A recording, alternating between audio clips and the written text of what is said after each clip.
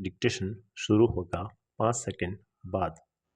1942-1952 तक इलाहाबाद विश्वविद्यालय में प्राध्यापक आकाशवाणी के साहित्यिक कार्यक्रमों से संबद्ध, फिर विदेश मंत्रालय में हिंदी विशेषज्ञ रहे।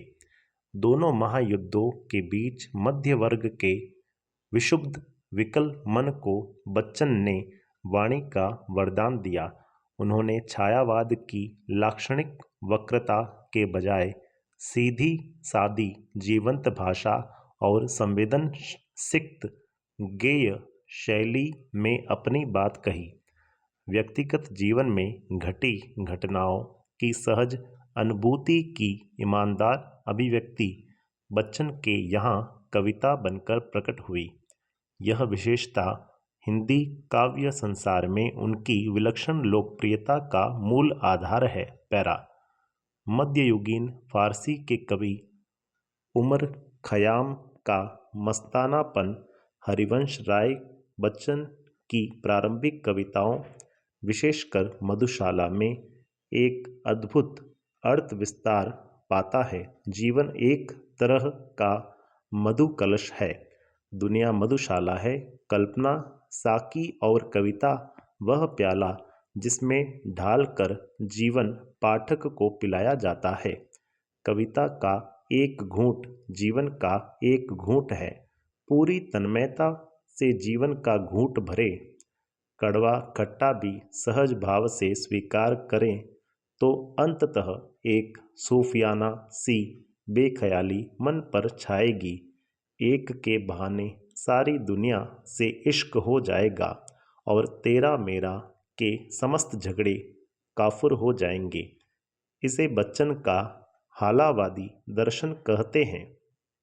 यह बात ध्यान देने योग्य है कि उनकी युगबोध संबंधी कविताएं जो बाद में लिखी गईं, उनका मूल्यांकन अभी तक कम ही हो पाया है। बच्चन का कवि रूप सबसे विख्यात है, पर उन्होंने कहानी, नाटक, डायरी आदि के साथ बेहतरीन आत्मकथा भी लिखी है, जो ईमानदार आत्मस्वीकृति और प्रांजल शैली के कारण निरंतर पठनीय बनी हुई है। पैरा। यहाँ उनकी कविता आत्मपरिचय तथा गीत संग्रह निशा निमंत्रण का एक गीत दिया जा रहा है। अपने को जानना दुनिया को जानने से ज़्यादा कठिन है। समाज से व्यक्ति का नाता खट्टा मीठा तो होता ही है, जग जीवन से पूरी तरह निरपेक्ष रहना संभव नहीं। दुनिया अपने व्यंग्य बाण और शासन प्रशासन से चाहे जितना कष्ट दे, पर दुनिया से कटकर मनुष्य रह भी नहीं पाता, क्योंकि उसकी अपनी अस्मिता, अपनी पहचान का उसका परिवेश ही उसकी दुनिया है। अपना परिचय देते हुए वह लगातार दुनिया से अपने द्विधात्मक और द्वंद्वात्मक संबंधों का मर्म ही उद्घाटित करता चलता है, और पूरी कविता का सारांश एक पंक्ति में यह बनता है कि दुनिया से मेरा संबंध प्रीति कलह का है, मेरा जीवन विरुद्धों का सामंजस्य है।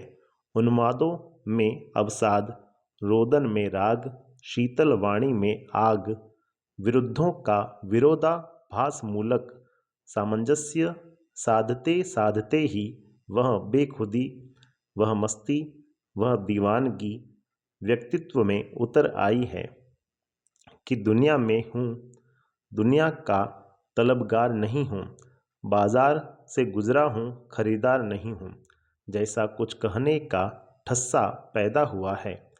यह ठस्सा ही छायावादोत्तर गीति काव्य का प्राण है।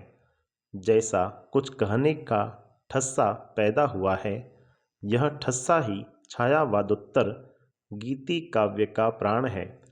किसी असंभव आदर्श यूटोपिया की तलाश में सारी दुनियादारी ठुकराकर उस भाव से दुनिया से इन्हें कोई वास्ता नहीं है।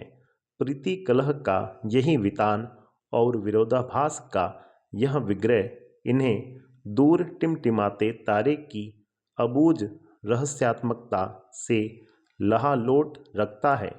निशा निमंत्रण से उद्धृत गीत में प्रकृति के दैनिक परिवर्तनशीलता के संदर्भ में प्राणी वर्ग, विशेषकर मनुष्य के धड़कते हृदय को सुनने की काव्यात्मक कोशिश है। बहुत ही सरल सर्वानुभूत बिंबों के जरिए किसी अगोचर सत्य की रूहानी छुअन महसूस करा देना बच्चन की जो अलग विशेषता है, यह गीत उसका एक बेहतर नमूना है। किसी प्रिय आलंबन या विषय से भावी साक्षात्कार का आश्वासन ही हमारे प्रयास के पगों की गति में चंचल तेजी भर सकता है, अन्यथा हम शिथिलता और फिर जड़ता को प्राप्त होने के अभिषिप्त हो जाते हैं। गीत इस बड़े सत्य के साथ समय के गुजरते जाने के एहसास में लक्ष्य प्राप्ति के लिए कुछ कर गुजरने का जज्बा भी लिए हुए हैं। विराम।